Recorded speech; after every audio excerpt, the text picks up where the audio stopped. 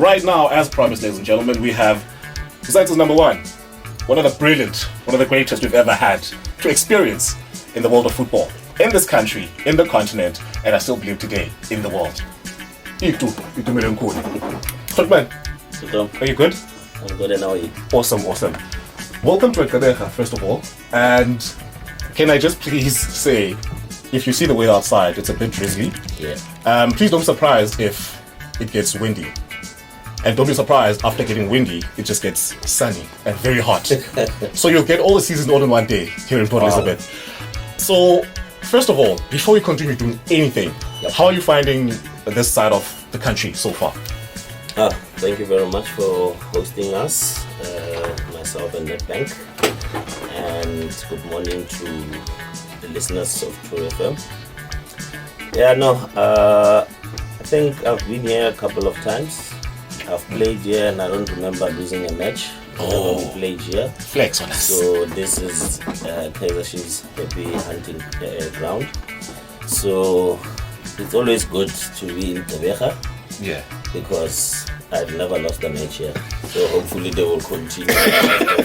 Bring all the luck with you. Come through with it. I'm sure the supporters as well cannot wait for that. I've got a lot of questions. But firstly, the NetBank Cup. It's a momentous occasion for a lot of spectators, for a lot of fans, especially Kaizer Chiefs fans. We know Kaizer Chiefs is one of the biggest clubs we have in the entire continent. Yep. And what do you think that fans can expect when you bring all of this, the energy, all the should the opposition fear Kaizer Chiefs as much as now you're bringing in the luck that you've always had and not losing a single game coming here? I think Kaizer Chiefs is a big institution in Africa, and it's also been recognized worldwide. So the club's rich history, and I'm happy to have contributed in that history. Yeah. So I just want them to win the NetBank Cup and go back to their glory days. Glory days. Now, speaking of glory days, there's one moment where I've always felt like, should I ever get to meet you, I need to understand what was going through your head. It was back in 2015. The Scorpion kick save that you did. The ball came through. Were you flexing or it just happened out of the blue? What was going through your head? Usually, I would do it at training. Is it? Yeah, and the guys would say, you must do it in the match. We want to see how brave you are. And in the official match. So I said, no, I want to try it in the derby. But I was like, that's too risky. It might end my career. So I tried it against Itumeleng Black Aces. And people thought that the game was finished. But when Manyama took that shot, and the ball was still in the air, that's when the referee blew the whistle. But I had already made up my mind that I'm going to do it anyway, so that I can just give people a fright. Just a glimpse. Yes. So that if I do it in the derby, no one should be shocked. Damn. It takes a lot of courage to do that kick. And every time when I'm looking at it, I feel like in as much as it was not a goal, but it should have won at least the Pushkas. It was not a goal, yes, but I feel like should have at least gotten there. I know we are pushing it now. You must teach the young boys. You must teach the young boys to do it. We want to see that type of brilliance again. I'll pass on my skills to the future generation. Now, before we move on, I want to talk about the NetBank Cup. Yes. You have a rich history about the NetBank Cup, and I also feel like it wouldn't be fair for me not to at least try and understand the healthy relationship and the healthy rivalry that happened between two of the best goalkeepers at the time, and I still believe even now that we had at the time. The beautiful, healthy rivalry that you have with the late Usenzo Meyi. How was it? How did it fuel you as an individual? Because I feel like in as much as you guys were playing for big opposition teams, but surely that brought that spark with you, and you both played for Bafana still. My relationship with the late Meyi, so rest in peace. It started back in 2002, and we were playing for our schools, and that's when our rivalry started. He used to represent Bophelo Secondary School, where Orlando Pirates players were attending, and we were attending at St. Barnabas College. So now, whenever those schools played, it was more of a derby. So that's how the rivalry came between myself and Senzo. We didn't want to concede goals. And then we met at the national team under 17, and we said, because I grew up looking up to Brian Balo, he grew up looking up to Okpara. So we were like, this rivalry, we're going to take it to the national team and to the first team. And we made sure that whenever there were camps that were called, we were together. So that's the bond we created, and it got into the field. We used to push each other to our limit because he was good, I was good. Exactly. And as soon as the coach starts putting the starting 11, he would start from the defense to the striker, and he would ask the players to vote who he should play between Khune and Meyiwa. So that's how the rivalry was, but it was a good and healthy rivalry. Definitely, and it speaks with the brilliance that you guys brought into the field. Yeah. And now with the history of the Nedbank Cup, and people older than me will remember the Nedbank Cup with its old name, where it used to be called by a lot of names. I'm not going to call them, it's going to reveal some of our age. So what do you think Nedbank brings to you know, a lot of fans, spectators around Nelson Mandela Bay have always complained about not a lot of matches coming through. We only just watch the big clubs playing outside of Nelson Mandela Bay, and right now the cup is coming through. How do you think that this is going to impact the enthusiasm for people to come through and watch this beautiful game? I think we need to give Nedbank their flowers, you know, because it's the only competition in the country that gives lower division teams an opportunity to play against the PSL teams. And mind you, there's coaches who aspire to coach in the PSL that they are going to meet their role models. There's players who also idolizes players who play in the top flight football, and they get an opportunity to play against them and hopefully be signed by one of the big clubs. So remember Obrimo Diba, he came from the program that Nedbank came up with years back, and now he's one of the biggest assets in the country. He's playing for the national team, he's playing for Sundowns, he's won so many trophies. So that's what Nedbank does. It gives back to the communities. Definitely. The tournament of giant slayers. Yes. That's what they call it. And to be quite honest, in the past 18 years that they've been with PSL, they've given back to the communities, because Nedbank Cup, it's all about the people. So for Nedbank to build 10 multi-purpose fields, it's great. That's a big thing. You know, because they involve the communities, you know. The corporate social investment side of Nedbank is brilliant, especially with the Nedbank Cup. Now, I want us to take it a bit lighter. We've seen you from the field, off the field, doing a lot of things. How do you balance remaining a private person, but at the same time with your internet life being one of our most favorite things that we never expect? And especially, there's a clip of you that every once in a while it makes rounds where you were playing a PlayStation 4. And we love that clip. Please don't ever delete that. We love it. But how do you balance between you as a professional, loving sport, being a practitioner of sport, even outside of the field, to your internet life? I think I have to give credit to my wife. She's playing a huge role where she's able, she's my manager now, and you know, it's good to have someone very close to you who knows you from head to toe. So she's playing a huge role, and she keeps she keeps my feet firmly on the ground, and that's why you don't read too much about Itu. And you know, of the field incidents. That's why you'll never read about that, because since myself and my wife got together, she has played a huge role. And obviously I have a team of 5 people that I'm surrounding myself with, that we all want to grow with. So I think the whole team deserves the credit that Itu's feet his family on the ground. That's brilliant. Khune, I have a song by Ntandeni SK and Luandro Nkolo Paris. I want to know what the song means to you. Yes. I want to know what it means. Remember I married a Zulu queen. So in December we hosted the whole family. And I think I took a nap on the couch, and all of a sudden I heard this song played, and I thought I was dreaming. Wow. Then I woke up and I was like, this song is beautiful. Please play it again. And I just started dancing to it because I'm a person who listens to all genres. Yes. Yeah, you can even see from my list. Yeah. I didn't just say one Diverse. genre. Yes. I love that. We have Itumeleng Khune. If you have any questions, pull through on our social media platforms on Facebook, True FM. We are live. Obangaba kufuna usibasibuza umbuzo ku Itumeleng Khune. Pull through True FM on Facebook, and the hashtag is #TheFreshStart. I am live on TikTok, Zizi_Zips_Mbopoma. Tandeni SK, teaming up with Itumeleng Khune, and this one is called Paris. Do enjoy.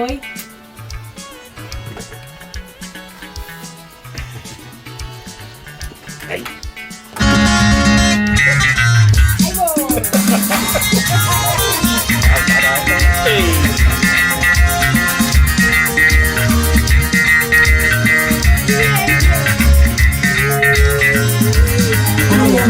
Tubani uhambe zindawo ezinjani uphila nabantu abanjani noma ifiso somuntu wamentelisi imfisa naye ngangithanda indlela amandla nangaje ifiso somuntu wamentelisi imfisa naye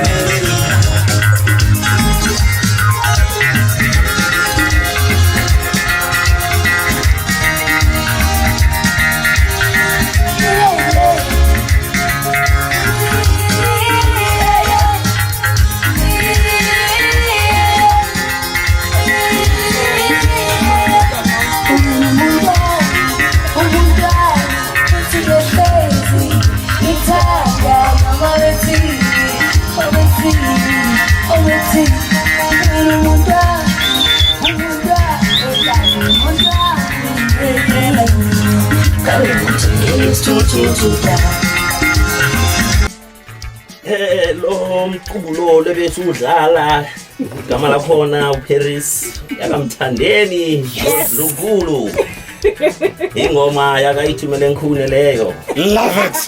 Love it. Managers, I think there's still time to rearrange your list of presenters. I think we just found a new one. Since you spoke about your wife, I want to know, you are a family man, you have kids, you have a wife. Like, how is it like at home, outside of the sport, outside of umsebenzi wakho kunjani ekhaya? No, I've really enjoyed being a father. I've enjoyed fatherhood, and I enjoy every moment with my kids and my wife. And whereas abantwana abaningi bayahlupha. Yes.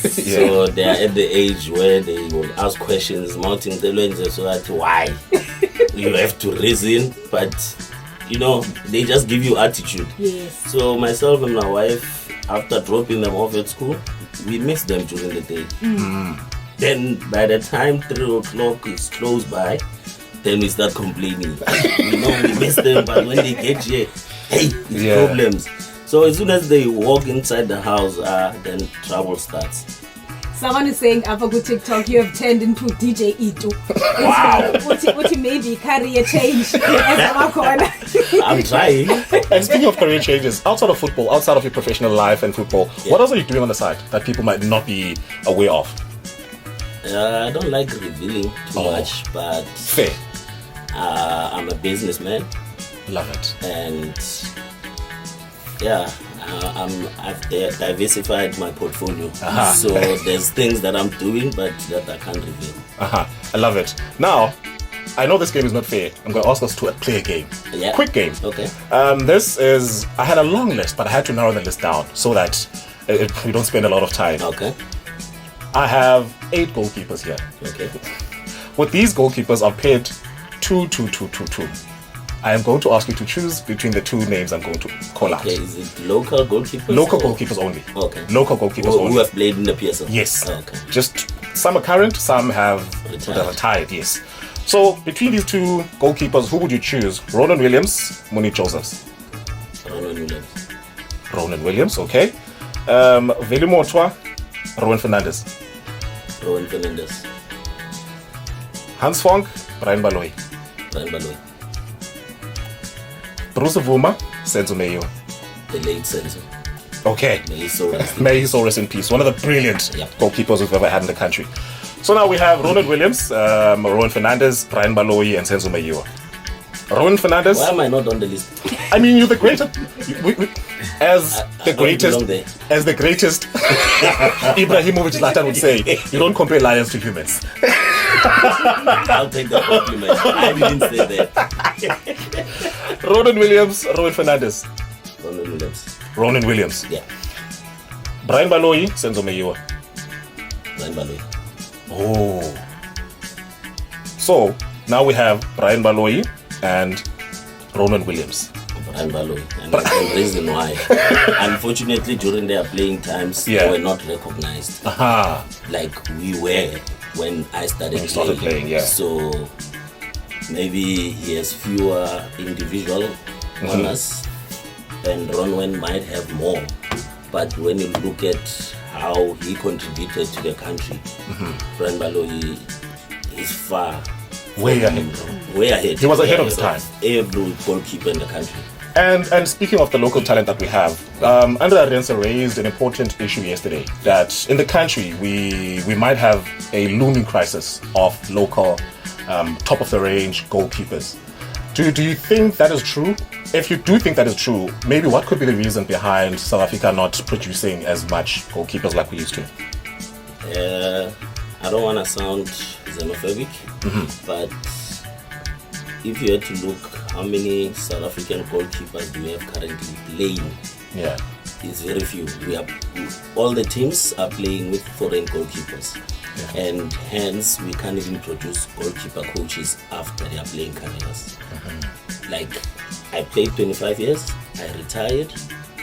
Now I have to think, am I part of the goalkeeper coaches that are sitting at home jobless, or am I gonna go try and compete with a foreigner or a goalkeeper coach who comes from outside the country? Because you know, Yeah, this is these are the not- facts. So you have the Postnet Omonis, your Piris, and you have goalkeeper There's a- coaches who come from outside who Yeah. have played in the PSL, but you don't They're have coming back. goalkeeper coaches who play in the PSL who are South Africans. So this thing starts from the grassroots. So if SAFA can start investing in the grassroots, we will produce goalkeepers and produce future goalkeeper coaches. Like even in the striking department, we are struggling. Yeah, definitely. Teams must start investing in striker coaches. Why would you invest in the goalkeeper coach but you can't invest in The the striker striker coach. coach? When last did we have a top scorer who has scored more than 20 goals? Yeah. Because the Damn, last that's time, been a it's long been time. since I think the last time we won the league 2015. The PSL announced that the top scorer who's gonna break the record of Mbesuma will walk away with the car. Imagine. Maybe they even took back that That card because it's been because forever. It's been forever. It's been forever. So that's the problem, and we lack in that department. Most teams they play with foreigners, and when they retire, they take the sports that belongs to South Africans, and it will empower us, and our national team will be stronger. But now we can't be having this crisis unnecessarily. So. We have a few questions. One on TikTok. Do you think of being a goalkeeper coach in future? Definitely in future, but for now there are other things that I'm focusing on. In the future, definitely I will pass my skills to the future generation of South African football. Now, I think I would be doing a disservice to a lot of Amakosi supporters, loyal supporters who have supported the club Yeah. for a long time. If I don't ask this question, Yeah. what is your assessment at the moment? Because a lot of people have been taming or labeling Kaizer Chiefs as the mighty that have fallen. What is your assessment at the moment with what's been going on at the club? A lot of people have been talking about the trophy drought and a lot of other things. What is your personal assessment of what's been going on in the club? I think, to be quite honest, Kaizer Chiefs is just like any other club. There's big clubs that haven't won a trophy in a while, and it's not a big deal. But just because it's Kaizer Chiefs and it sells papers, it becomes a big deal.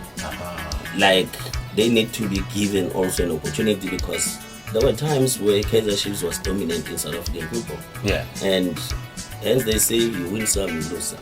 You can't always win